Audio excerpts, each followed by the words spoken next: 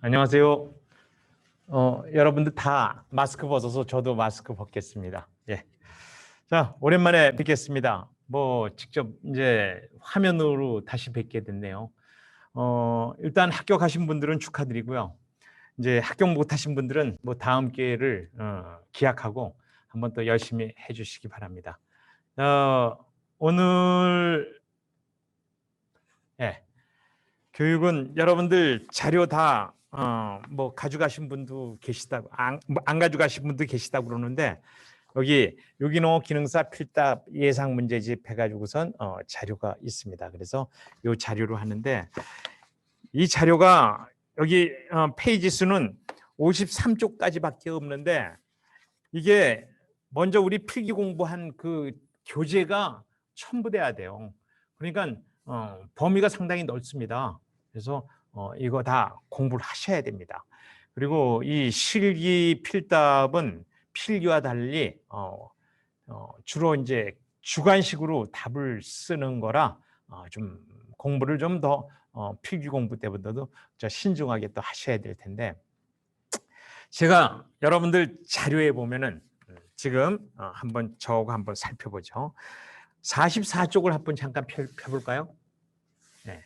교재 44쪽 새로 나눠드린 자재 다 펼치셨나요? 주위에 잡음이 없으면은 소거하고 때에 따라서는 대답도 해주시면 되고 대답을 못하실 경우는 이렇게 동그랗게 이렇게 해주시면 더 고맙겠습니다. 그렇게 그래서 여기 44쪽에 보면은 제1회 시험 나온 거 20문제예요. 이걸 그대로 복원했어요. 저 이거 복원하는데 많이 힘들었습니다. 그 다음에 여러분들 48쪽에 보면은 2회 요 2회도 제가 다시 또 이것도 복원했어요. 이것도 20문제 이렇게 해서 복원을 했는데 제가 이거를 한번 분석을 해봤어요. 과연 어떻게 시험 어떤 유형으로 나오나 해서 봤더니 사실은 제가 이 책을 만들 때 기초는 유기농 기사 필답 문제를 여러분들하고 공부하는 과정에서 필답 문제를 몽땅 그 인터넷에서 찾아가지고선 모두 추렸습니다. 그래서 기사 문제를 모두 추려가지고선 정리를 쭉 해놨어요. 그랬더니 한 150쪽 정도 되더라고요. 페이지 수가. 150쪽 정도 되는 것 중에 중복되는 게 많죠. 그 중에 기사는 난이도가 좀 어려워요.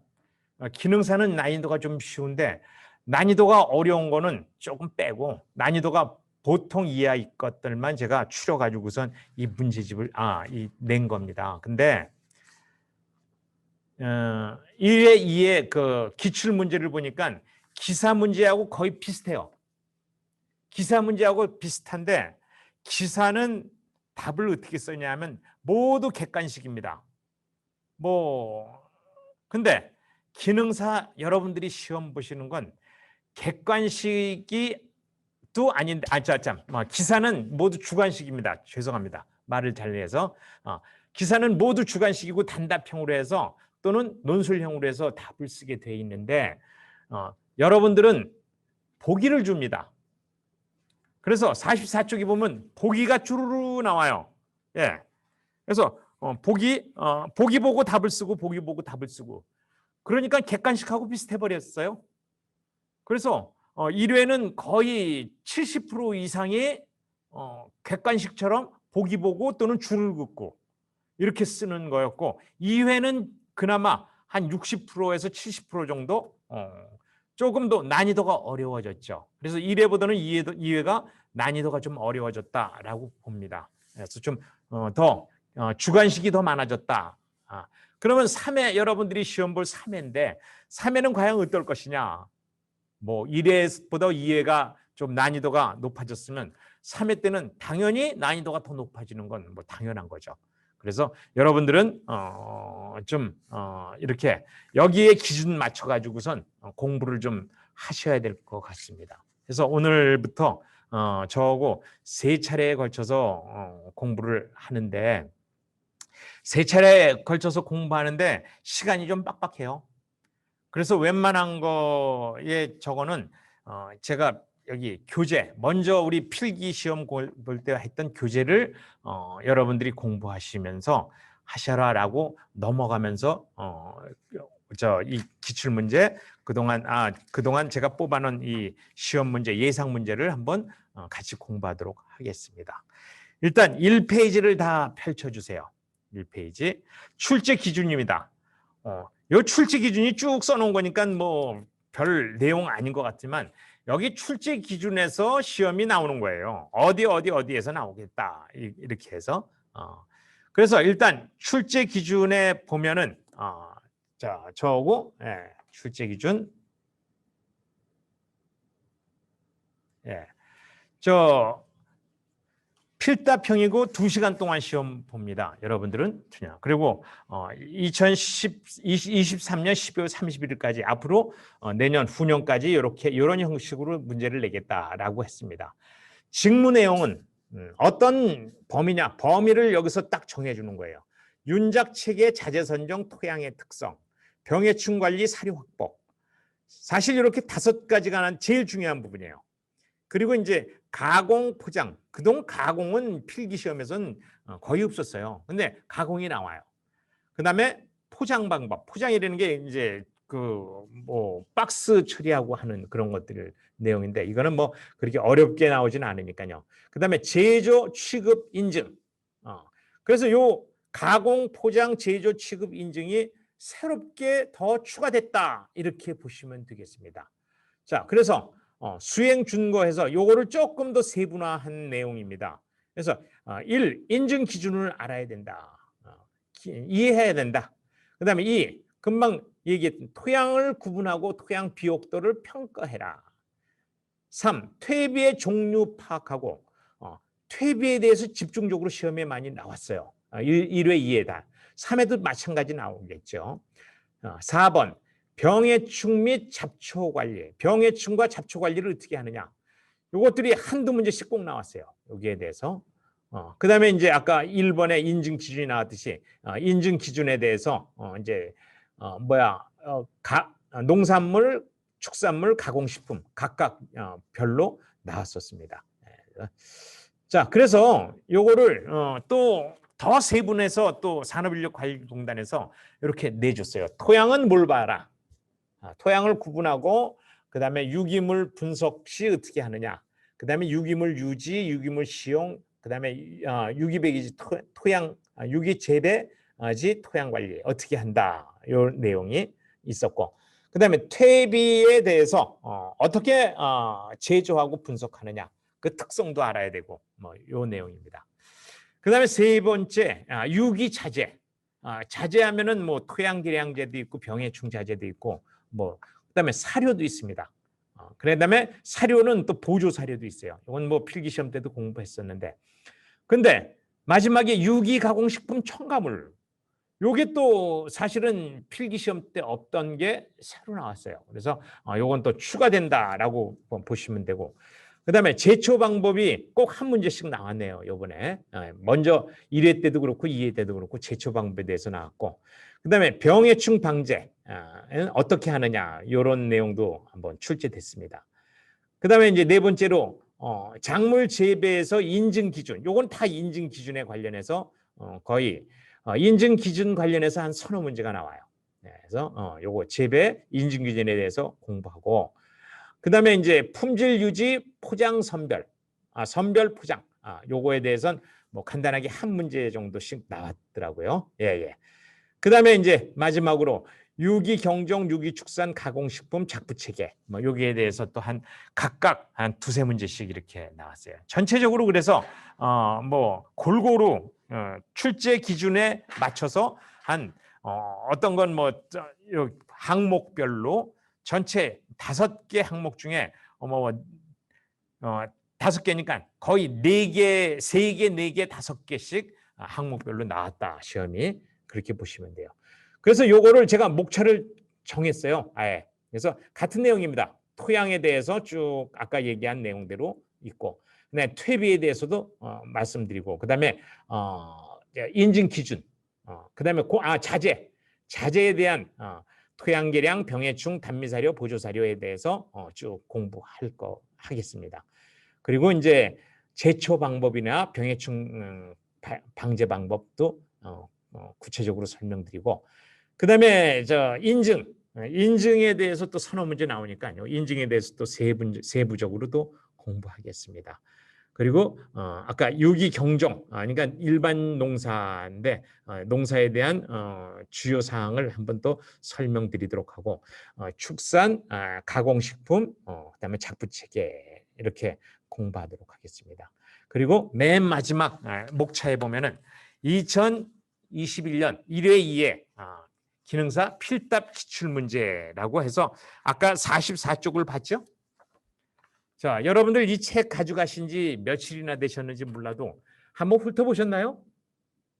네, 한번 쭉 전체적으로 훑어봤으면 하는 바람이었습니다만은 어쨌든 다 한번 훑어보셨을 거라고 생각하고, 최소한 이 44, 45에서 기출문제는 한 번씩 어떤 게 시험에 나왔나 한번 들여다보시지 않았을까 생각합니다. 이거부터 보겠습니다. 그래서 여러분들 지금 44쪽을 한번 펼쳐보도록 하겠습니다. 어떤 시험 문제가 나왔는지 44쪽 한번 저하고 이미 여러분들 한번 뭐 공부했을 거다라고 추측하면서 저하고 한번 문제풀이를 한번 하도록 하겠습니다. 자, 44쪽에 1번, 유기축산물은 동물용 의약품이 잔류되지 않아야 한다. 다만 식품의약품안전처장이 정하여 고시하는 동물용 의약품 잔류 허용 기준에 몇 분의 1을 초과하여 검출되지 않아야 한다. 자, 몇 분의 1이죠? 물론 뒤에 답이 있습니다. 10분의 1이죠. 그래서 이 10, 50, 100 요 중에 여기 가로에는 10이라고 동그라미 치든가 답에다가 10이라고 쓰면 되겠습니다. 자, 이거 10이에요. 예. 그래서 동물용 의약품은 일반 동물의 10분의 1 이하로 나와야 된다. 요거 꼭 기억해 두시는데, 여기 한 가지 제가 추가로 한번 말씀드리는데, 농산물의 잔류농약 허용 기준치는 얼마죠? 예, 20분의 1이에요. 그건. 예, 농산물에는 잔류농약 허용 기준치가 20분의 1이다. 근데 동물용 의약품은 일반 가축에서 검출되는 양의 10분의 1이다. 이걸 두 개를 꼭 비교해 주시기 바랍니다. 자, 그다음에 2번 문제 들어갑니다. 자, 맞는 답을 고르시오라고 그랬어요. 맞는 답. 유기 가축에게는 몇 퍼센트의 비식용 유기 가공품, 이게 유기 사료예요. 유기 사료는 비식용 유기 가공품입니다. 을 공급하는 걸 원칙으로 한다. 몇 분의 1이에요? 몇 퍼센트예요? 100%죠. 그렇죠? 100%의 동그라미 쳐야 돼요. 다만 극한 기후 등의 경우에는 식품의약품안전처장이냐 국립농산물품질관리원장이냐 둘 중에 하나 동그라미 또 쳐야죠. 미 정하여 고시하는 바에 따라 당연히 국립농산물품질관리원장이죠. 그래서 이 법이 농림부의 식품안전처보호사부예요. 그래서 농림부의 관할인 국립농산물품질관리원장이 정하여 고시하는 바에 따라 유기 사료가 아닌 일반 사료를 공급하는 것을 허용할 수 있습니다. 그리고 단위 가축과 반추 가축에게 담근 사료, 사일리지만 공급하지 않으며, 자, 우리 요거 유기축산 때 공부했어요. 비반축 가축에게도 가능한 조사료를 공급한다. 이렇게 써 있는데, 단위 가축이 뭐예요? 단위 가축. 위가 하나인 게 단위 가축이에요. 예, 위가 하나인 게 단위 가축이에요. 그럼 반축 가축은 위가 몇 개죠? 4개죠. 되새기 많은 위. 그러니까 제1위, 제2위. 왜 그러냐면 이 반추가축이라면 초식동물이에요. 풀을 먹고 살아요. 그래서 평소에 풀을 많이 있을 때는 한꺼번에 많이 먹어두는 거죠. 그리고 한꺼번에 많이 두고 짬 날 때 그걸 되새기면서 2위, 3위, 4위를 거쳐서 소화시키는 거죠. 그래서 단위 가축은 우리 닭이나 돼지나 등등 이렇게 그런 동물들이 단위 가축이고, 이 반추 가축은 소, 말, 그다음에 양, 염소 뭐 이런 것들이 반추 가축이다. 그리고 비반추 가축에게도 조사료 공급한다. 이게 사실은 사일리지가 원래는 조사료예요. 근데 조사료 중에 아주 영양분이 많은 조사료예요. 거의 농우사료에 가까운 조사료라 이것만 먹이지 말아라, 이런 의미가 있습니다. 자, 그 다음에 3번으로 넘어가도록 하겠습니다. 친환경 농업에서 천적을 이용한 병충해 방제 방법을 보기에서 고르시오 라고 그랬어요. 자, 천적을 이용해서 병해충을 방지하는데 포식성 천적은 뭐고, 여기 보기가 6개가 주어졌거든요. 그럼 각각 2개씩 골라요. 사실은 근데 우리 유기농업 기능사 공부하면서 포식성 천적하고 기생성 천적은 공부했는데 병원성 천적은 공부 안 했어요. 그런데 기사에서는 병원성 천적, 또 기량미생물 뭐 이런 것까지 공부를 하게 됩니다. 그래서 병원성 천적도 한번 이제 앞으로는 공부해야 되겠습니다. 자, 포식성 천적은 어떤 거예요? 잡아먹는 거예요. 그래서 여기서는 풀잠자리하고 무당벌레가 되고, 그다음에 기생성 천적은 제가 교육할 때 말씀드렸지만 벌자 들어가는 놈이 기생성이에요. 벌이 들어가는 거는 벌레의 알을 쓸어. 그래서 벌로 침을 넣어가지고선 알을 쓰는 이런 놈들이야. 그래서 벌자가 들어간다. 그래서 존벌, 진디벌, 요거는 기생성이 되겠죠. 그다음 병원성 천적은 기생해가지고 죽이는 거죠. 그래서 세균하고 곰팡이 종류가 여기 병원성 천적에 들어간다. 그래서 요건 뭐 그렇게 사실은 어려운 문제는 아닌 것 같았어요. 그래서 1, 2, 3번 이렇게 쭉 보면 좀 대체로 쉬웠다, 이렇게 저는 판단합니다. 그래서 1회는 시험이 좀 합격할지 안 할지 모르니까 1차적으로 좀 쉽게 낸 경향이 있었던 것 같습니다. 자, 그 다음에 4번을 한번 살펴보겠습니다. 유기농업 병해충 자재 중에 살충제 2개를 골라라. 그러니까 살충제입니다. 자, 여기서 그러면 5개의 보기가 있는데 제충국, 활성탄, 키토산, 볏짚, 폴라이트. 자, 제충국은 벌레를 죽이는 농약이에요. 친환경 농약이죠. 네.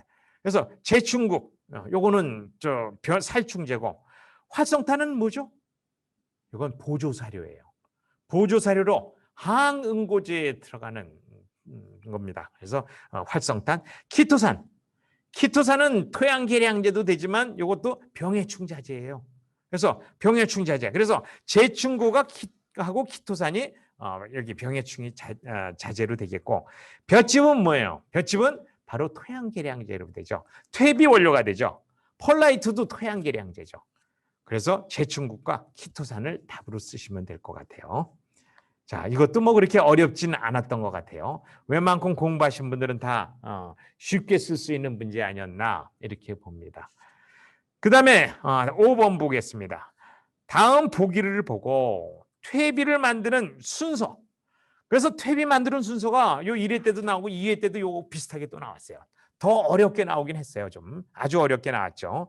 네, 퇴비 공정 순서를 차례대로 나열해서 쓰시오. 그리고 2번으로는 탄질유리의 질소 함량을 높일 수 있는 방법을 쓰시오라고 그랬어요. 자, 이제 하나씩 한번 보겠습니다.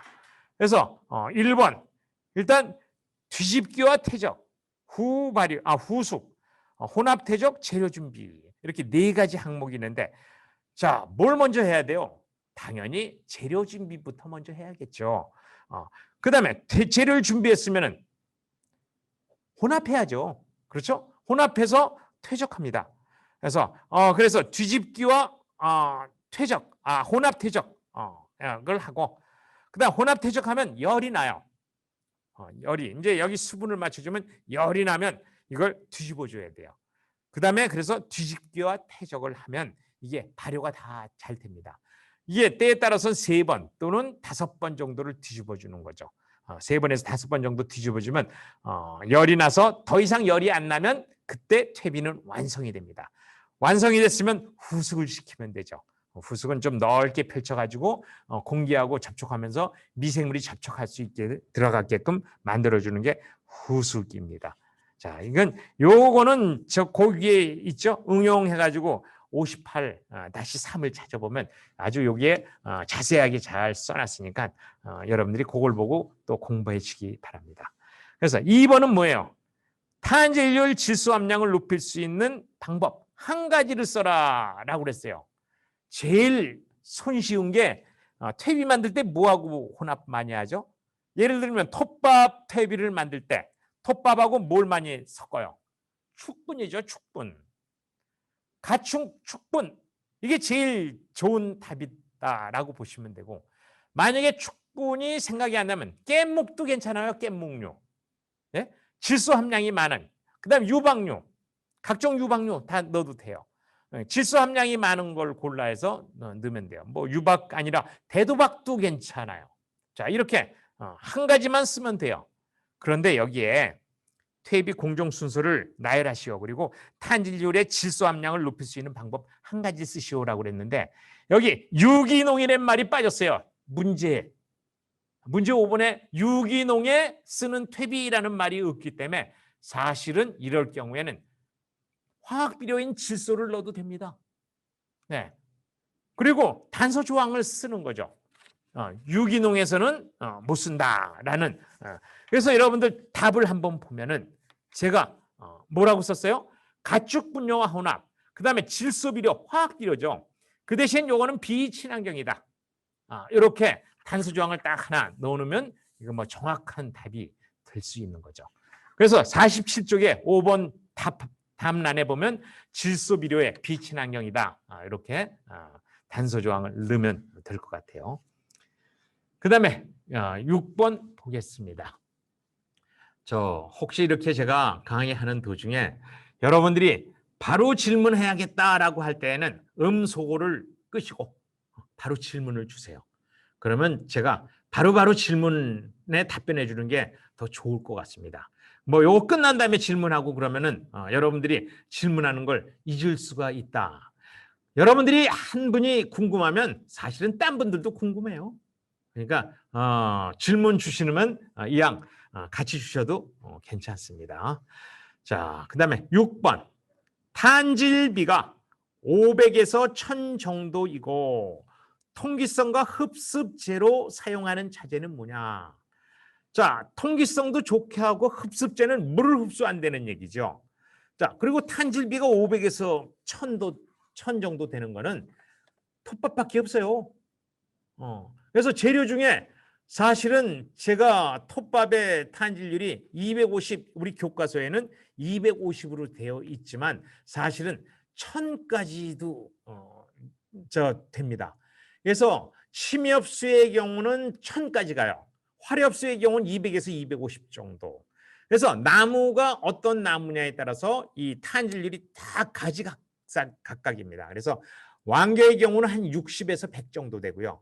볏짚은 60 정도 되고 톱밥은 금방 얘기한 대로 한 250에서 1000 사이가 되고 사냐초의 경우는 30밖에 안 돼요. 탄질률이. 사냐초는 파란 풀 아니에요. 그래서 그렇게 되는데 사냐초도 건초일 경우에는 좀 높죠. 건초가 아닌 풀의 경우에는 낮다라고 보시면 됩니다. 자, 그 다음에 7번 문제 보겠습니다. 다음 설명 중 알맞는 것끼리 선을 연결하시오. 지금 7번까지 뭐예요? 다 보기를 주거나 이렇게 선을 연결하거나 이런 문제예요. 뭐 8번도 보기가 있고 9번도 그렇고 다 그렇습니다. 자, 한번 7번 보면은 포드졸화 작용, 글라이화 작용, 2탄 집적 작용, 집적 토양 이렇게. 자, 포드졸화는 뭐죠? 여러분들 책에 보면은 토양 생성작용 12번에 보면 한냉 수변 지대에 침엽수림에서 포도주로와 작용을 해서 회백석, 그 다음에 노후화 작용, 뭐 이런 현상들이 생기게 되는 거죠. 그래서 포드조라는 가운데 한냉 수변 지대의 침엽수림 이렇게 줄을 그으면 되겠고, 그다음에 글라이와는 회색으로 변하는 거예요. 회색으로 변한다는 얘기는 뭐예요? 배수가 불량하면 철분은 배수가 잘 되는 이런 공기가 많은 데서는 붉은색을 띠지만 배수가 안 되는 논에서는 회색 또는 청회색을 띠게 됩니다. 그래서 배수가 불량한 저습지 청회색이면 토층 분화가 이루어진다. 그래서 공기가 잘 통하는 표토층에는 갈색이나 저기 되고, 그다음에 그 1, 2cm 그 속에는 회색이나 청회색으로 이게 층해지죠. 이걸 토층 분화 이렇게 얘기하는 거죠. 자, 그래서 이렇게 그다음 2탄 집적작용. 2탄이 뭐예요? 유기물이에요, 유기물. 유기물이 쌓였다, 집적됐다라는 거는 주로 습지에서 물속에 들어가면 이 2탄이 굉장히 오랫동안 분해가 안 돼요. 왜? 산소가 없으니까. 물속에는 산소가 부족하니까 이 낙엽이나 또는 뭐 이끼, 그다음에 나무 껍질 뭐 등등 이런 것들이 물속에 깊숙이 박힌 상태에서 때에 따른 수십 년, 수백 년, 수천 년까지도 물속에 썩지 않고 아주 오랜 동안 천천히 썩죠. 이게 저습지대 이게 수생 분위가 이런 것들입니다. 그래서 저습지의 수생 분위에 연결하면 될 것 같습니다. 자, 이것도 뭐 이렇게 어려운 문제는 아닙니다. 자, 그다음에 8번. 자, 이거는 웬만한 분들은 다 맞힐 수 있죠. 그래서 통기성과 투성이 좋은 순서대로 해서 나쁜 순서로 나열하시오라고 그랬어요. 그래서 식양토, 사토, 사양토, 식토, 양토 이렇게 5개의 보기를 주어졌어요. 자, 배수가 제일 잘 되는 게 사토죠. 사양토, 양토, 식양토, 식토. 근데 제가 8번 답에 식양토를 47쪽에 8번 답에 식양토를 빼먹었네요. 답에는 그 식양토는 여러분들이 답에 넣어주시기 바랍니다. 그래서 사토, 사양토, 양토, 식양토, 식토 이렇게 답을 쓰면 되겠습니다. 자, 이제 8번까지는 그렇게 어렵지 않았는데 9번이 좀 어려운 문제예요. 공부 안 한 문제죠. 그래서 토양의 부식 중 20 내지 30%를 차지하며 알칼리의 분해가 되지 않고 무기 성분과 매우 강하게 결합되어 있는 물질. 여기서 리그닌, 풀빈산, 휴믹산, 휴민 이렇게 4개. 이게 다 부식의 한 종류입니다. 부식의 한 종류인데 부식 종류에 따라서 사실은 현재 제일 부식 중에 우리 유기물 부식 중에 제일 많은 게 리그닌입니다. 그다음에 이제 풀빅산, 휴믹산, 휴민 뭐 이렇게 있는데 이거는 어떤 부식이냐에 따라서 조금씩 퍼센테이지가 틀립니다. 어쨌든 휴민은 한 20 내지 30% 들었다. 리그닌은 보통 한 거의 5, 60% 이상, 많을 때는 한 80%까지도 들어 있습니다. 리그닌이 제일 많죠. 그래서 20, 30% 들어 있고 알칼리의 분해가 안 된다라고 했어요. 요거는 휴민이다. 이거 좀 어려웠던 문제예요. 그래서 뭐 이렇게 이거는 뭐 휴민은 여러분들이 제가 그 뒤에 답에 보면은 휴민에 대해서 자세히 서술해 놨습니다. 알칼리에 녹지 않고 토양 부식질의 한 성분으로 토양의 광물질과 견고하게 결합 이루어 있으므로 미생물에 의해 잘 분해되지 않고 토양 안에 오래 남아 있다. 이게 휴민의 성분입니다. 자, 그래서 이게 조금 어려웠던 문제고 10번 보겠습니다. 이제 다음 설명이 알맞는 것끼리 선을 연결하시오. 이것도 또 좀 뭐 이렇게 어렵지는 않은 문제예요. 토양 산도 조절, 토양 질소 고정, 양이온 치환 용량 증대, 뭐 이 3가지인데, 자, 여기서 토양 산도 조절을 한다. 그럼 pH를 얘기하는 거고, 질소를 고정한다 하면은 예를 들면 뭐가 있어요? 예, 콩가작물이죠. 콩가작물이면 공기 중에 있는 질소를 고정해서 콩한테 공급해주는 놈들이죠. 그리고 양이온 치환 용량 증대는 뭐예요? 포비력이죠.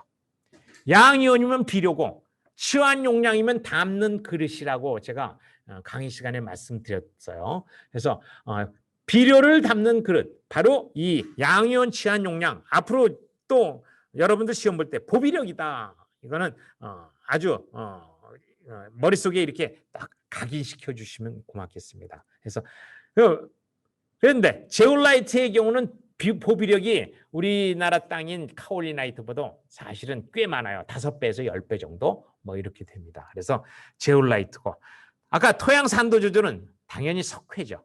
석회를 넣으면은 중성이나 알칼리성으로 변하게 되고, 질소 고정은 녹비작물이겠죠. 녹비작물 중에 헤어리 배치나 자운형 뭐 이런 것들이 녹비작물에서 콩과 작물에 속하니까 질소를 고정할 수 있죠. 자, 이제 처음으로 이제 주관식이 나옵니다. 11번. 처음으로 주관식 하나 나왔어요. 토양 피복의 장점 2개를 써라. 근데 너무 쉬워. 토양 피복의 장점이 뭐예요? 여러분들 피복 왜 해요? 풀 안 나라고? 예, 그것도 답이에요. 그럼 뭐예요? 풀 안 나니까 뭐예요? 잡초 방제. 그런데 더 중요한 게 있죠. 풀 안 나는 것보다. 땅에 있는 수분이 안 날아가게 하는 거. 그걸 뭐라고 하죠? 수분 유지. 그러니까 수분을 유지한다라고 했죠. 그래서 여러분들 47쪽에 답에 보면은 토양 수분 유지, 건조 방지 이렇게 쓰는 완전한 답이죠. 그리고 잡초 방제, 토양 침식 방지. 토양의 온도가 변화가 심하면은 뿌리가 스트레스를 많이 받아요. 그래서 온도를 유지해 주는 거죠. 추울 때는 덜 춥게 하고 더울 때는 덜 덥게 하고 하는 거죠. 그다음에 그럼으로써 미생물이 많이 활동할 수 있는 여건이 되고, 그다음에 비료 효과도 증진될 수 있는 요 여러 가지 중에 2개만 딱 쓰면 돼요. 예, 만만한 거 2개 쓰시면 돼요. 예. 자, 12번. 이게 이제 식품 문제입니다. 식품 문제. 미숙 키위, 덜 익은 키위. 사실은 외국에서 우리나라로 수출할 때 대부분 완숙된 키위를 수출하면은 오랫동안 시간이 걸리기 때문에 이게 다 익어버리면 그냥 물렁물렁해지고 안 좋죠. 바나나도 마찬가지죠. 그래서 미숙 키위나 미숙 바나나를 수입해요. 그러면 이 업자가 우리나라에 도착한 다음에 요거를 숙성시키죠. 그게 뭘로 숙성시키냐? 에틸렌입니다. 요거는 식물이 분비하는 호르몬 중에 여러 가지 호르몬, 뭐 옥신, 지베린 뭐 이렇게 있는데 그 중에 하나 에틸렌도 있습니다. 그래서 에틸렌, 요거는 이제 인공 에틸렌도 있지만 그리고 이제 엽록소분의 착색 증진 연화를 위해 처리하는 물질 이렇게 했는데 바로 요건 에틸렌이다라고 쓰시면 될 것 같아요. 요거는 뭐 공부는 안 했지만 사실은 이건 상식에 준하는 거고, 사실은 공부는 했습니다. 사실은 저때 호르몬 공부하면서. 그다음에 13번도 식품 문제입니다. 자, 바나나 또 나오네요. 다음 설명에 가로 안에 맞는 것에 동그라미를 치시오. 예, 바나나, 사과 등 장기 보관해서 신선도를 유지하기 위한 공기 조성을 묻는 문제입니다. 그래서 공기 조성할 때 이산화탄소 농도를 높게 하느냐 낮게 하느냐, 또 산소 농도를 높게 하느냐 낮게 하느냐. 자, 여기 둘 중에 하나 각각 동그라미 치면 되겠어요. 이산화탄소는 높아야 될까요? 낮아야 될까요? 또 산소는 높아야 될까요? 낮아야 될까요? 과일도 호흡합니다. 호흡하면 어떻게 돼요? 호흡하면은 이게 수축돼요. 익어요, 빨리. 그래서 저장할 때는 호흡을 안 하게 해야 돼요. 호흡 안 한다는 얘기는 산소하고 접촉을 줄여야 돼요. 그래서 뒤에 있는 산소 농도는 낮게 관리해야 되고, 그 대신 산소 농도를 낮게 하려면 이산화탄소 농도를 높여야죠. 그리고 우리 대체적으로 질소 충전하는 이유도 산소 농도를 낮추기 위해서 그런 거죠. 그래서 이산화탄소 농도를 높게 하고 산소 농도는 낮게 해준다. 이렇게 하면 되겠습니다. 자, 이제 한 장을 넘겨서 14번 보겠습니다. 여기 이제 또 식품과 관련된 내용이 하나 또 나오네요. 질소. 그렇죠? 자, 어쨌든 14번 대기 성분에 대한 설명이다. 맞는 것끼리 짝을 지으시오라고 그랬어요. 여기 대기 성분에 대한 설명인데 좀 생뚱맞게 과자 봉지 포장 무색무취 뭐 이렇게 써놨어요. 이게 식품 얘기인데. 자, 이제 여기 또 그리고 왼쪽에 이산화탄소, 질소, 산소, 질소. 자, 질소는 79%예요. 네, 굉장히 많습니다. 산소는 20.9%. 그다음에 이산화탄소는 0.03%. 아주 적은 양이죠. 그래서 질소는 금방 말씀드렸지만 이게 과자 봉지에 질소 충진을 하면은 질소 저장하는 데 오래 가죠. 왜? 저장할 땐 산소가 들어가면 이게 금방 부패를 해요. 모든 물질이 산소하고 결합하면 썩어요. 산화라고 그러죠, 그걸. 산화. 그래서 산소, 식물 호흡 시 사용되고 이치 갈변된다. 바로 이치가 이게 썩게 해서 냄새가 나는 게 이치입니다. 이치. 갈변은 뭐예요? 사과를 잘랐을 때 색깔이 좀 붉으스름하게 되죠. 이게 갈변이죠. 갈색으로 변하는 거죠. 그래서 이치 갈변, 이건 썩는 것에 산소하고 접촉해서 이제 변질되는 거죠. 쉽게 얘기하면. 자, 그다음에 이산화탄소는 광합성 시 사용되는 비료죠, 비료. 그래서 잎으로 먹는 비료다라고 보시면 돼요. 자, 이제 또 주관식 하나 더 나왔어요. 답전윤환의 정의에 대해서 장점 2개를 써라. 자, 이게 주관식인데 이것도 쉽잖아요. 답전윤환에 대한 장점 2가지. 자, 답전윤환하면 뭐예요? 이것도 윤작의 일종이에요. 그럼 어떤 현상이 생기는 거죠? 네. 일단은 뭐 답전윤환이니까 근데 여기 일단 정의를 쓰라고 했어요. 정의. 그리고 장점 2가지를 쓰라고 그랬으니까 답전윤환의 정의부터 한번 해보겠습니다. 답전윤환, 말 그대로 답, 논, 전, 밭. 윤환, 바꿔라.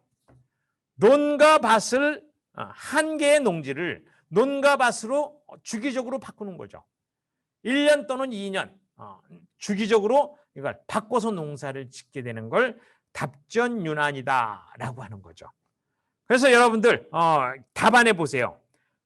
정의, 한 개의 농지를 주기적으로 논과 밭을 번갈아 돌려짓는 농사 방법. 이게 답전윤환의 정의다. 뭐 이렇게 어렵지 않게 그냥 쉽게 썼어요. 예, 그렇게 답도 이렇게 어렵지 않게 쉽게 쓰는 겁니다. 그 다음에 장점이 뭐예요? 여기 제가 장점의 답에 처음에 산화화 한원이 반복됨으로 통기성과 투성이 양호해진다. 어렵게 답을 썼는데 이런 답을 사실은 여러분들은 안 쓰셔도 돼요. 그 밑에 있는 답을 쓰셔도 돼요. 양분 유실이 줄어들어요. 이건 그러니까 비료를 많이 보호해 주는 거죠. 근데 이것도 안 쓰셔도 돼요. 기지현상 감소, 이게 뭐예요? 연작으로 인한 피해를 감소시킨다라는 얘기죠. 그래서 연작으로 인한 피해를 감소한다. 요 말은 하나 넣어도 되고, 병의 충 감소. 병과 충이 논농사 질 때에는 밭에서 생기는 병과 충이 없어져요. 밭농사 질 때에는 논에서 생기는 병과 충이 없어져요. 그래서 병의 충 감소, 요게 제1답으로 써도 되고, 2번째로는 잡초 감소. 잡초도 감소하는 건 당연해요. 논농사 질 때는 밭풀이 없어지고 밭농사 질 때는 논풀이 없어져요. 그래서 제일 쉽게 답을 쓰려면 병의 충 감소, 잡초 감소, 이 2개만 써도 돼요. 그래서 답전윤환의 장점에서 아까 정의는 말씀드렸고, 그 외에 더 정확한 답이 제일 중요한 거는 통기성과 투수성이 좋아지는 것과 양분 유실이 적어지는 거예요. 양분 유실이 적어지는 이유는 제가 조금 이따 다시 설명을 드리도록 하겠습니다. 답전윤환에 대해서 또 나오니까. 자, 그 다음에 17번 문제. 요건 제가 답을 문제를 2개의 종류를 내놨어요. 어떤 분은 pH, 제가 인터넷 검색해서 쭉 살펴보다 보니까 pH5는 뭐냐, 이게 보기를 보고 답을 쓰기 했는데, 당연히 pH5는 산성 토양이죠. 산성이죠. 뭐 토양이라는 말은 없어요. 그러니까 산성이죠. 그 다음에 pH 7 이하는 뭐예요? pH 7 이하도 산성이죠. 근데 어떤 사람은 인터넷에 기록하길 pH 7 이하라고 문제가 이렇게 나왔다라고 그러고, 어떤 사람 pH 5가 얼마냐, 뭐냐라고 이게 문제가 나왔다고 그래서 제가 둘을 다 써놨는데 답은 하나예요. 산성. 알칼리성은 pH 7 이상이 알칼리성이죠. 중성은 pH 7이고 여기에 토양이라는 말이 없어요. pH에 대해서 그냥 단순하게 물어본 거예요. 강알칼리성이면 뭐 pH 8 이상은 강알칼리가 되겠죠. 그래서 이렇게 해서 산성 이렇게 답을 쓰시면 될 것 같아요. 17번은. 그 다음에 18번 유기 가축의 사료로 적당한 것을 보기에서 고르시오. 유기 가축의 사료. 자, 어쨌든 유기 가축의 사료인데 한번 보기를 보겠습니다. 견과류, 합성 화학 물질, 버섯, 성장 촉진제, 비단백태 질소 화합물, 낙농 가공 부산물. 확실하게 아닌 답이 딱 3개가 나오네요. 뭐죠? 합성 화학물. 이건 유기에 쓸 수가 없죠. 또 성장 촉진제도 안 되죠. 예. 그다음 비단백태 질소 화합물. 이거를 영어로 NPN이라고 합니다. 여러분들 이제 저거 찾아보시면 나올 거예요. 그래서 이것도 안 되는 거죠. 요 3개를 빼고 나머지 넣으면 돼요. 견과류, 버섯, 낙농 가공 부산물. 이거 3개를 넣으면 그게 답이 될 것 같습니다. 그래서 그 3개를 답으로 쓰시면 돼요. 자, 그다음에 이제 19번 문제.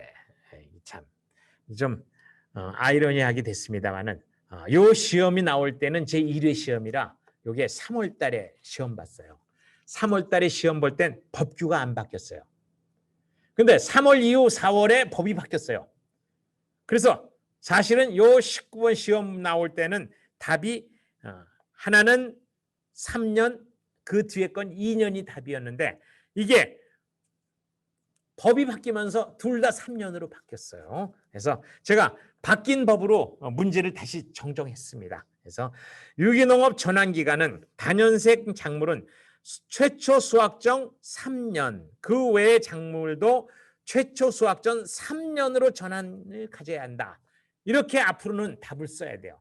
둘 다 수확전 3년으로 바뀌었습니다. 근데 나중에 그 외의 작물은 파종전 2년이었습니다. 파종전 2년이 답이었었는데 이게 바뀌고 3년으로 다 바뀌었다.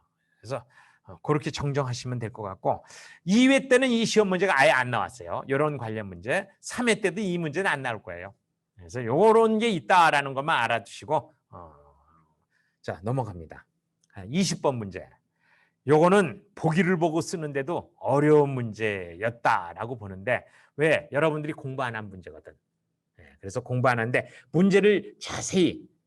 근데 이게 항상 제가 말씀드리지만 20문제를 풀다 보면은 나중에 맨 마지막에 할 때는 머리가 혼돈스러워요. 그래서 꼼꼼하게 차분하게 마지막 문제는 보셔야 돼요. 자, 유기농산물 생산, 제조, 가공, 취급하는 과정에서 자, 생산, 제조, 가공, 취급하면은 농사 짓는 건 생산이고 제조, 가공하는 거는 가공식품이에요. 취급하는 건 판매하는 걸 얘기하는 거예요. 이런 모든 과정에서 허용 물질을 원료 또는 재료로 해서 만든 제품이에요. 그럼 만든 제품이면 뭐예요? 먹는 게 아니에요. 예.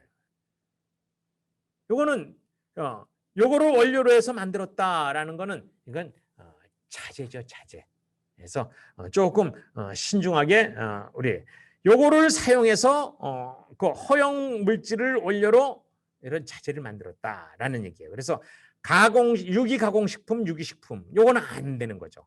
그러니까 유기농업 자재 바로 요게 답이 되겠습니다. 그리고 무항생제 축산물 요거는 아예 없어졌어요. 이제 무항생제 축산물이라는 게 친환경에서 없어지고 일반 농산물로 바뀌었어요. 그래서 요거는 아닌 제외되는 거죠.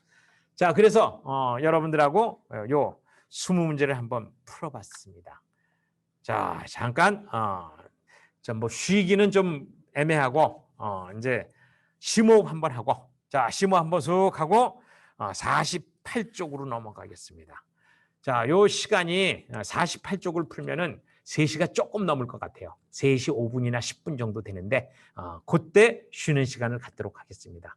자, 1시간이 조금 넘어도 이해해 주시기 바라고 자, 어쨌든 요번 이거 공부할 때는 1시간에서 1시간 5분 정도 공부하고 10분 쉬고 이렇게 해서 3차례를 교육하고 뭐 5시 반에서 6시 사이 한 45분 정도에 끝날 것 같네요. 그렇게 해서 끝내는 걸로 하겠습니다.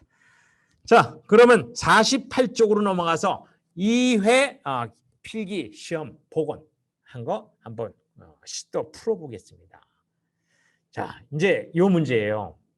자, 여러분들이 제가 여러분들 이 문제집을 주고 나중에 종이 슥장 준 적이 있어요. 그래서 인쇄해서 슥장 준 거 책 속에 이렇게 붙여 놓으십시오라고 했어요. 이렇게 책 속에 이렇게 풀로 붙여서 저도 보관하고 있는데 여러분 보관하고 계시죠? 요거 잠깐 한번 볼까요? 네. 그래서 여기 여러분들 자료에 보면 70-1, 70-2, 70-3, 70-4, 70-5, 70-6 이렇게 되어 있는 자료가 있어요. 자료를 잠깐 꺼내고 같이 한번 이 시험 문제를 보는데, 자, 일단 자, 70-1 다 피셨나 한번 확인하세요. 피셨어요? 피셨으면 동그라미. 예, 고맙습니다. 예, 피셨으면 예, 고맙습니다. 자, 그 가운데에서 조금 밑으로 내려오다 보면 오줌 사람의 배설물이라고 나와요. 우리 이거 필기시험 공부할 때 공부 안 했어요. 그렇죠? 예. 요거는 실기시험 볼 때 공부합니다라고 제가 이걸 나눠드렸어요. 그런데 이게 딱 시험에 나온 거예요. 사람의 배설물에 대해서. 이게 1번 문제예요. 자, 1번 문제 한번 보겠습니다. 자, 48쪽의 1번 문제. 인분 사용 시 사용 조건은 사람의 배설물을 부숙할 때 고온에서는 몇 도에 며칠을 발효한 것. 자, 보세요 한번 시험에. 몇 도에 며칠? 고온 발효. 예, 50도에서 7일. 예. 그 다음에 저온에서는 6개월. 자, 이게 시험 문제예요. 자, 이게 사실은 기사 수준이에요. 그래서 기사 수준과 비슷하게 나온다. 단 이렇게 보기를 준다. 예, 가로넣기 한다. 가로넣기로 한다. 그래서 이건 천상 외우셔야 돼요. 그래서 사람의 배설물이 어때요? 완전히 부숙되어 완전히 부숙될 것. 완전히 부숙되는 조건이 고온에서 50도에 실시해서 7일이 지나거나 저온에서 6개월이 지나야 완전히 발효가 되는 겁니다. 그리고 그렇다 할지라도 채소류, 상추나 배추 이런 등등에는 뿌리지 말아라. 이렇게 단수 조항이 있습니다. 그래서 사용 가능 조건 이래는 오른쪽에 항목을 꼭 아셔야 돼요. 그래서 여러분들이 이제 오늘은 여기까지 진도 안 나가겠지만 다음 시간엔 이 6장에 대해서 공부를 할 텐데 이 6장은요. 6페이지. 6페이지에 대해서는 공부할 텐데 여러분들이 정독을 한번 하시고 다음 월요일 날 꼭 오시기 바랍니다. 이게 공부할 때 사용 가능 물질과 사용 가능 조건을 꼼꼼히 한번 정독을 하시기 바라는데 그중에 이렇게 쭉 보다 보면 제가 좀 진하게 해놓은 글귀들이 있어요. 진하게 해놓은 것들. 요거는 조금 더 관심 있게 봐주시기 바라고 그렇습니다. 그래서 70-1서부터 70-6까지 다음 시간에 꼭 공부할 테니까 요거는 미리 예습하고 오십시오라는 거 말씀드리고 2번 문제 들어가겠습니다. 자, 2번 토양의 유기물 함량을 높이는 방법 2가지를 서술하시오. 이거 주관식이에요. 아까 1회 때는 주관식이 몇 문제 안 나왔어요. 2문제인가 3문제밖에 없었어요. 그런데 여기는 주관식이 벌써 다 하나 나왔어요. 근데 사실은 유기물 함량 높이는 거 쉽죠? 어떻게 하면 돼요? 윤작이죠, 윤작. 첫 번째는 윤작 써도 되고 그렇지 않으면 녹비작물 심는 거. 예, 녹비작물이 뭐예요? 녹색 비료예요. 그 풀 비료예요. 이거 집어넣는 거. 그 다음에 또 더 제일 많이 하는 거 여러분들이 농사 지면서 퇴비 넣는 거. 요 셋 중에 2개만 쓰면 돼요. 예. 그리고 여러분들 답에는 제가 많이 이거저거 써놨어요. 52쪽에 보면 그럼 많이 써놨죠? 녹비작물 높이는 방법. 그래서 녹비작물 재배, 초생장배, 초생재배. 그래서 과수원에서는 초생재배하는 거죠. 그다음에 적절한 윤작, 훈작. 그다음에 토양 침식을 안 시키면 유기물이 안 떠내려가요. 유기물이 가벼우니까 막 떠내려가죠. 그다음에 퇴비 증산, 퇴비 늘에는 얘기죠. 그다음에 작물을 땅속에 도로 치고 넣어줘라. 퇴비화 시켜서 바로 이런 것들이 답이 되겠으니까 이런 거 넣으면 될 것 같아요. 그다음에 요거 저 퇴비 부숙도 유관 판별 방법 했습니다. 제가 일단 이렇게 해서 해놨는데 여러분들 답에는 제가 3가지를 써놨는데 저도 틀릴 때가 있습니다. 제가 이제 막상 답을 써놓고 보니까 사실 인쇄하고 나니까 이건 틀렸구나라고 했는데 뭐가 틀렸게요? 퇴비 부숙도 유관 판별 방법으로 옳은 것 했습니다. 답은 하나죠. 관능적인 방법. 유관으로 확인한다라는 얘기죠. 유관. 그러면 관능적 방법, 물리적 방법, 화학적 방법, 자연적 방법, 생물적 방법, 생태적 방법, 관능적 방법 하나밖에 없습니다. 그래서 관능적 방법 하나 쓰시면 돼요. 제가 답에는 관능적 방법 말고도 화학적 방법, 생물적 방법을 넣었는데 다 그럼 아닌 답이죠. 그래서 사실 제가 틀리기도 했지만 사실은 남의 답을 저도 베껴서 그대로 인쇄하다 보니까 제가 검토를 확실하게 안 하고 한 죄가 있습니다. 그래서 나중에 제가 쭉 검토하다 보니까 요거 퇴비 부숙도 판별법만 봤지 유관 판별법이란 유관자를 제가 미처 못 읽었어요. 그래서 유관 판별법 하면은 바로 관능적인 방법 이렇게 보시면 될 것 같습니다. 자, 요거는 이제 나중에 또 공부를 또 더 꼼꼼하게 하도록 하겠습니다. 그 다음에 4번. 이 4번도 사실 지렁이법에 대한 설명을 하시오라고 그랬는데 이게 지렁이법이라는 게 앞에 하나의 글이 하나 더 들어가야 됩니다. 그래서 이걸 사실 그 문제를 만들 때 좀 급하게 만들어서 인쇄물을 남기느라고 못했습니다만 앞에 하나에 여러분들은 퇴비 검사 시 지렁이법에 대해 설명하시오 라는 말을 하나 더 넣어주세요. 퇴비 검사 시.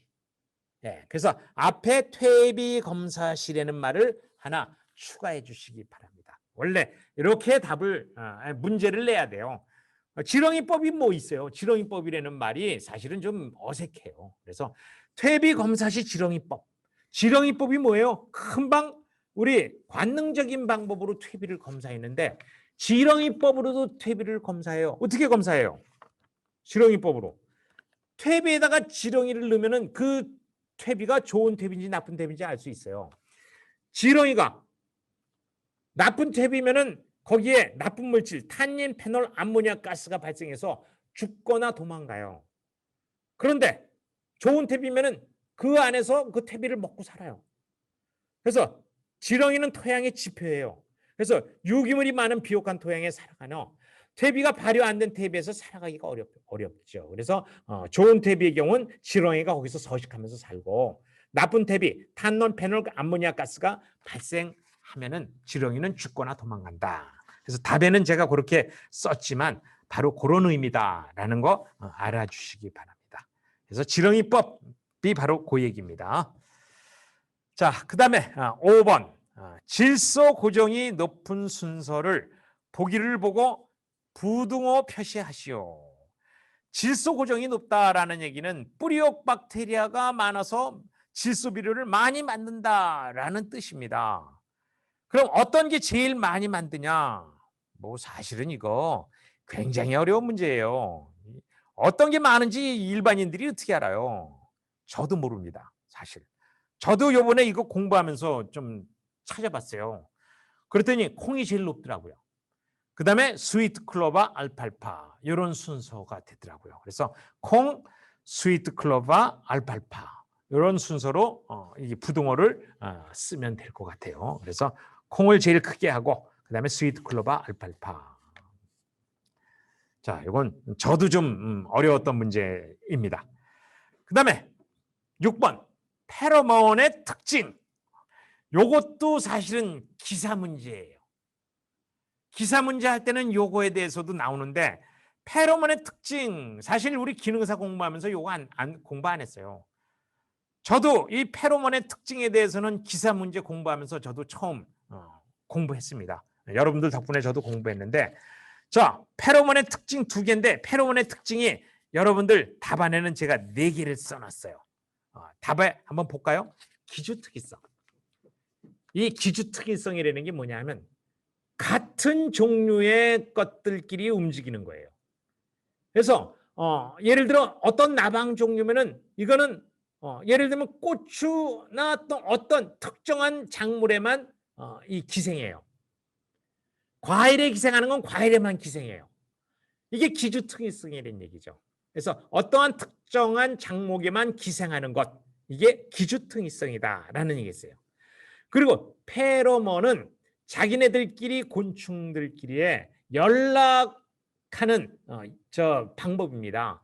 그래서 같은 어떤 냄새나 신호물질을 보내가지고 지들 같은 종류의 나방류끼리 서로 전달하는 물질이라서 변하면 안 돼요. 그리고 영속적이어야 되고 균일해요.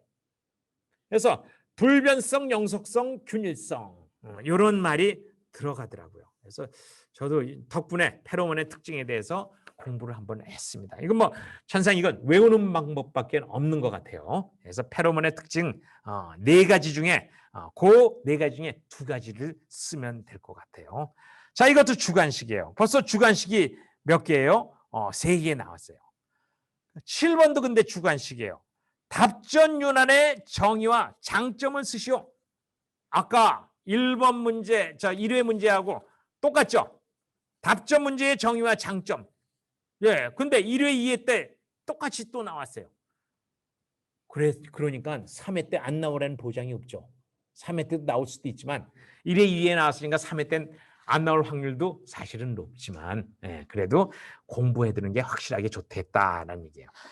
그리고 뭐예요? 정의. 논밭. 한 개의 농지를 논과 밭으로 번갈아서 농사 짓는 거. 그렇죠? 그러면 어떤 이점이 있어요? 통기성이 좋아지고 투수성이 좋아지죠. 그리고 기지현상도 없어지고 연작으로 인한 피해를 기지현상이라고 그랬어요. 그래서 이게 답을 보면은 또 그런 내용을 또 잘 먼저 하고 똑같이 답을 써놨습니다. 그래서 이번에는 조금 더 제가 이제 세분해서 화학적인 개선과 생물학적 개선까지 다 이렇게 써서 넣어놨어요. 그래서 한번 이것도 참고해서 보시기 바랍니다. 7번 문제. 자, 8번 줄긋기예요. 요거. 그래서 자, 주어 해충과 천적을 알맞게 연결하시오라고 그랬어요. 앞에 거는 천적, 뒤에 거는 벌레 이렇습니다. 그래서 칠레 일이응의 애꽃놀인지 진디혹파리. 자, 요 세 개인데 진디혹파리는 진딧물을 방지하는 때 이게 그 천적이에요. 그래서 진디혹파리는 진딧물에다 연계하고, 애꽃놀인제는 청채벌레, 총채벌레로 연결하고, 그 다음에 칠레일이응애라는 게 있는데 칠레일이응애라는 응애는 응애를 잡아먹는 놈이에요. 그래서 잎응애를 잡아먹는 놈이다. 그래서 이렇게 연결하면 될 것 같아요. 자, 9번도 자, 한번 그 다음 9번을 한번 살펴보겠습니다. 9번. 이것도 줄 긋는 거예요. 9번. 줄 긋는 건데, 자, 고초균, 유산균, 광합성균. 이것도 이제 사실은 이렇게 아주 세밀하게 저희는 공부 못했어요. 미생물 공부할 때 그 고초균은 어떤 작용을 하고 유산균은 어떤 작용하면서 광합성균은 또 어떤, 자, 이것도 이제 사실은 기사에서 나왔던 문제이기 때문에, 그래서 수준은 기사 문제인데 요것을 연결하라. 기사 문제는 이거 쓰는 거예요, 다. 근데 우리 기능사는 이렇게 연결하는 걸로 하는 거니까 조금 어느 정도 기본적인 상식만 있으면 연결할 수 있죠. 자, 여기서 고초균은 뭐냐면 효소를 생산하여 단백질, 섬유소 등의 유기물을 분해해서 분해하는 작용을 합니다.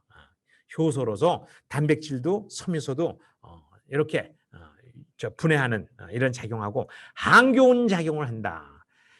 고초균이 이제 사실은 그 된장 띄울 때 쓰는 균이 고초균입니다. 그래서 우리 메주 만들고 할 때 쓰는 균이 고초균이거든요. 그래서 우리가 이제 그래서 메주 만들 때 볏짚을 바닥에 깔죠. 예, 고초균을 공급하기 위한 것들이에요. 그래서 고초균이고, 그다음에 유산균, 요건 내연성이 강하면서 병의 면역력을 증강시켜요. 그리고 혐기성 병원균으로서 이게 그 다른 미생물들을 생육을 억제하는 작용이죠. 그래서 지금 우리 농업기술센터에서 요 유산균을 많이 공급하죠. 왜 그러냐 하면 사실은 나뭇잎에 자기 자신을 보호하려고 나뭇잎은 표피에, 나뭇잎 표피 껍질에 유산균을 잔뜩 묻히고 있습니다. 그다음에 EM균, 효모균이라고 그래요. 여기 효모균은 안 나왔지만 효모균을 또 묻히고 있어요. 효모균과 유산균이 우리 평상시에 나뭇잎에는 붙어 있어요. 물론 나무 줄기에도 붙어 있죠. 그래서 다른 잡균이 들어오면 1차적으로 요 유산균하고 효모균이 방어를 합니다. 방어를 해서 싸우는 거죠. 그래서 다른 잡균들이 못 들어오게. 그래서 유기농이 가능한 이유가 1차적으로 잎에서 싸우기 때문에 그렇다. 그런데 농약을 치면 어떻게 돼요? 다 유산균하고 효모균이 죽어요. 그래서 농약을 치면은 다른 잡균에 대한 저항력이 떨어지게 되는 거죠. 그래서 유기농하는 잎은 농약을 안 치기 때문에 그러한 유산균이나 효모균들이 잎에 남아서 바로 방제 역할을 하기 때문에 유기농이 가능하다라는 얘기가 되겠습니다. 그럴 때 유산균입니다. 그래서 병의 면역력을 증가하고 혐기성 병원균이기 때문에 어떻게 생육 뭐 여러 가지 자라는 것도 잘 보호해주고 하는 역할을 한다. 그다음에 광합성균은 빛이 약할 때 도와주는 건데 사실은 아미노산을 생산하면서 유기물을 분해하고 악취가 나는 걸 줄여주는 역할을 해요. 그래서 악취 저감하는 효과를 가지고 있다. 사실은 요거는 인터넷을 뒤져면은 이런 내용들은 다 나옵니다. 그래서 기본적으로 고초균, 유산균, 광합성세균에 대해서는 이런 내용이 인터넷 뒤져도 다 나온다라고 보시면 되겠습니다. 다음에 10번 문제입니다. 자, 토양의 삼상에 대한 설명으로 빈칸을 채우시오. 이건 쉽죠. 네, 그래서 고체는 고상, 즉 액체 수분은 액상, 그다음에 뿌리에 호흡할 수 있는 기체는 기상. 그래서 고상, 액상, 기상 이렇게 쓰면 될 것 같아요. 자, 요건 좀 그렇게 어렵지 않은 문제였어요. 자, 그다음에 11번 들어갑니다. 자, 요거는 또 줄 긋는 거예요. 여러분들 휴학 기간 하면 어렵죠. 뭐 유기사료가 뭐냐, 식물 공장이 뭐면 배지가 뭐냐. 이거는 그냥 쭉 읽으면은 답은 연결할 수 있어요. 그래서 버섯류, 양액 배지 농산물 등의 생육에 필요한 양분의 전부 또는 일부를 공급하거나 작물체를 자랄 수 있도록 하기 위한 토양 이외의 물질, 바로 이게 배지고, 그다음에 두 번째 유기축산 생산을 위하여 사육되는 가축기계, 이거는 바로 가축기계 동물의약품을 사용하는 제한적인 일정 기간, 여기 이제 휴약 기간이 되겠습니다. 그다음에 토양을 이용하지 않고 통제된 시설 공간에서 빛과 온도와 수분 양분을 인공적으로 맞춰주는 거 식물 공장이죠. 그렇죠? 그다음 유기사료는 이제 유기농산물이나 비식용 유기 가공품의 인증 기준에 맞게 재배된 사료. 여기 사료라는 말이 나왔으니까 바로 유기사료 이렇게 쓰면 될 것 같아요. 자, 11번도 그렇게 어렵진 않았던 것 같아요. 자, 그 다음에 12번. 유기농의 사용이 가능한 퇴비 원료를 보기를 보고 쓰시오. 퇴비 원료. 자, 이것도 아까 우리 1번 시험 문제에 사료 문제 나왔던 거하고 비슷하게 보시면 돼요. 넣으면 들어가면 안 될 것들이 있죠. 부숙된 분뇨, 이건 들어가도 되죠. 버섯 배지 되죠. 항생제 함유 안 되죠. 이건 빼면 돼요. 톱밥 축분 되죠. 이것도 톱밥으로 만든 축분이죠. 돼요. 이것도 호르몬 함유 식품 안 되죠. 이것도 볏짚 되죠. 식물성 유방류 되죠. 그러면 5개 쓰면 되죠. 축분 분뇨, 버섯 배지, 톱밥 축분, 그다음에 볏짚, 식물성 유방류. 요거 5개를 쓰면 될 것 같아요. 그래서 5개가 답이 되겠습니다.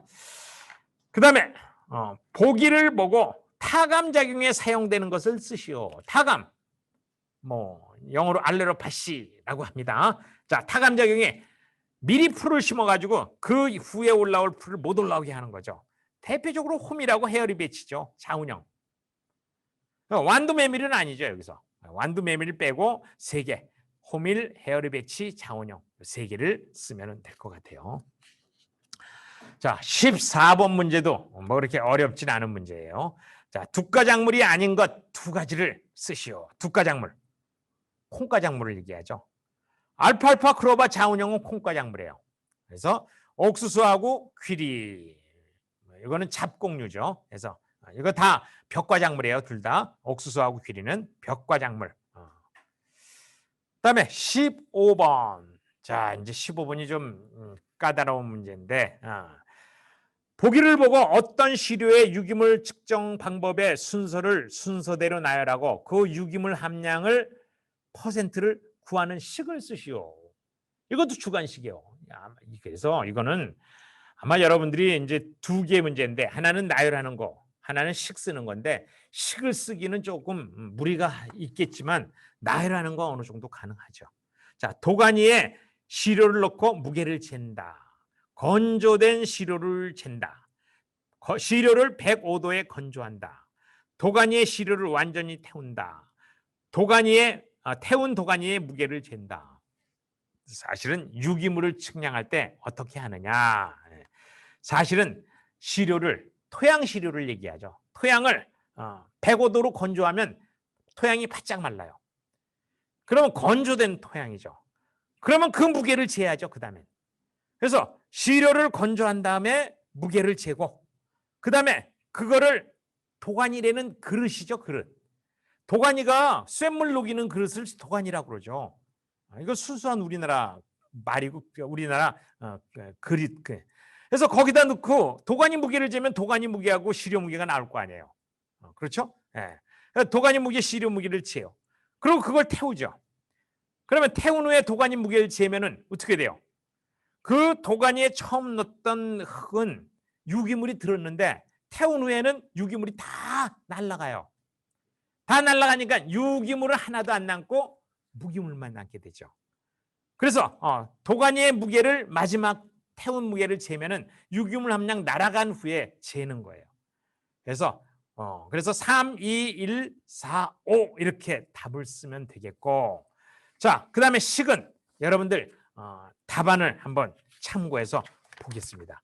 자, 답을 한번 53쪽을 보면은 태우기 전에 시료 무게인데 이건 건조된 시료 무게죠.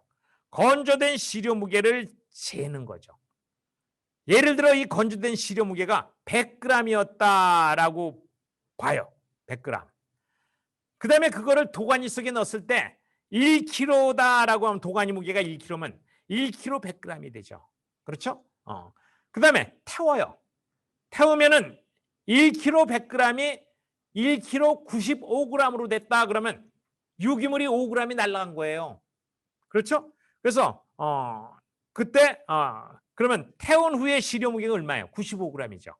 그래서 도가니는 계산하지 말고 어차피 그럼 100에서 95 빼면은 5g이 유기물이 날아간 거죠.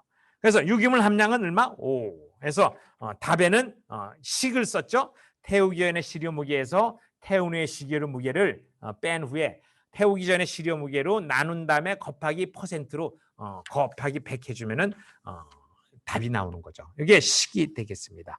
좀 어려웠던 문제죠. 다음 16번입니다. 자, 16번은 이거 식품 문제예요. 식품 문제가 그래서 또 하나 나왔어요.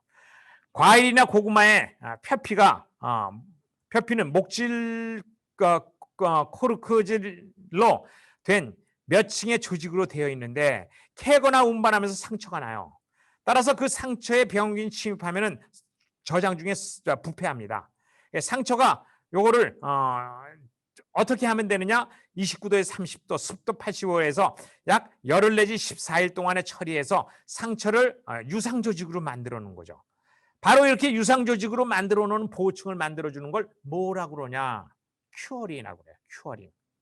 요거는 이제 공부 안 한 우리 식품 쪽에 답이 되겠습니다. 그래서 식품 쪽에 답, 큐어링 이렇게 답을 쓰면 되겠고, 예상보다 좀 시간이 길어지네요. 자, 이제 네 문제 남았습니다. 17번.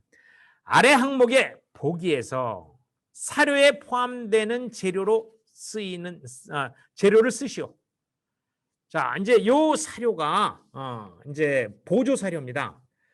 사실은 여기 보조 사료 보기에 이 사료에 대했는데 여기 앞에다가 보조 사료라고 좀 하나 써주세요. 보조 사료.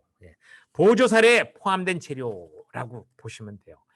비타민제, 아미노산제, 완충제 2개씩 쓰면 돼요. 요거는 천상 여러분들이 다음 시간에 저거 공부할 거예요. 그래서 다음 시간에 공부할 때 확실하게 다시 한번 공부하도록 하고 답은 답안지를 참조하시기 바랍니다. 그 다음에 18번입니다. 18번. 퇴비 만들 때 제일 어려운 문제입니다. 현재 20문제 중에. 발열 과정이 뭐고 감열 과정이 뭐고 숙성 과정이 뭔지 주관식으로 쓰시오. 서술하는 겁니다. 이게 완전히 이건 기사 문제 시험이에요. 기사는 이렇게 시험이 나와요. 그런데 기능사에 이런 시험 문제가 나왔다는 얘기는 놀라워요. 제가 볼 때. 보기도 없어요. 이거 써야 돼요. 그래서 여러분들 18번은 여러분들이 53쪽의 답에 제가 자세히 써놓고 오늘 이거에 대해서 설명을 할 겁니다. 교육을 할 거예요. 그래서 요 내용을 한번 숙지해 주시기 바라고 여러분들 오늘 공부하면서 마저 저하고 공부하도록 하겠고 넘어갑니다. 자, 19번. 자, 벼, 사과나무, 상치를 밭에 토양 채취를 할 때 얼마나 깊이 파느냐? 땅속 깊이. 깊이 파는 순서를 부등호로 표시하시오.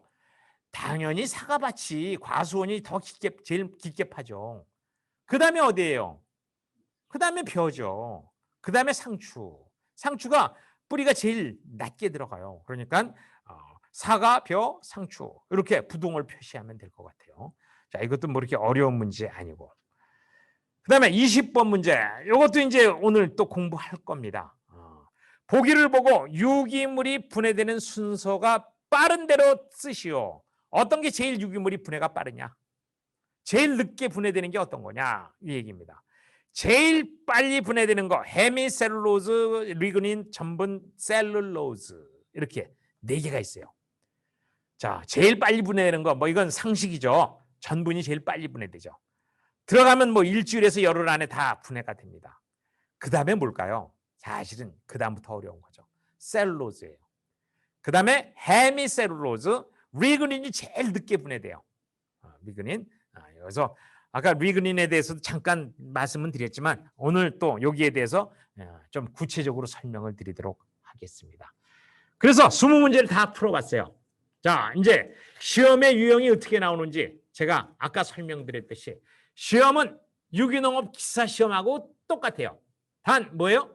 보기를 주거나 그 다음에 줄을 긋거나 뭐 이런 거고, 그리고 아까 18번이나 이런 문제는 굉장히 유기농 기사하고 똑같이 문제풀이가 됐습니다. 자, 지금 15분이니까 25분까지 쉬었다가 25분부터 다시 공부하도록 하겠습니다. 자, 쉬세요. 혹시 질문 있으신가요? 네, 없는 걸로 알고 쉬겠습니다. 뭐 이따가 쉬는 끝나서 질문 주셔도 되겠습니다.